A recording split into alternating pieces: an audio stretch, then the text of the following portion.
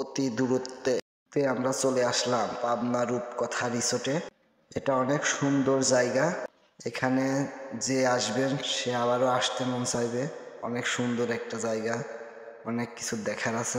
এই রূপকথা রিসোর্ট আমার দেখে অনেক ভালো লাগছে।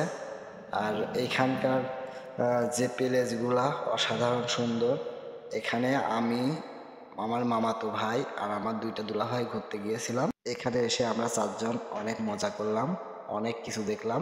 বাট দেখলাম যে এখানে অনেক সুন্দর পরিবেশ, কিন্তু এখানে কাপড়রা বেশি আসে। দেখলাম কাপড়রা ঘুরে বেড়াচ্ছে সবাই।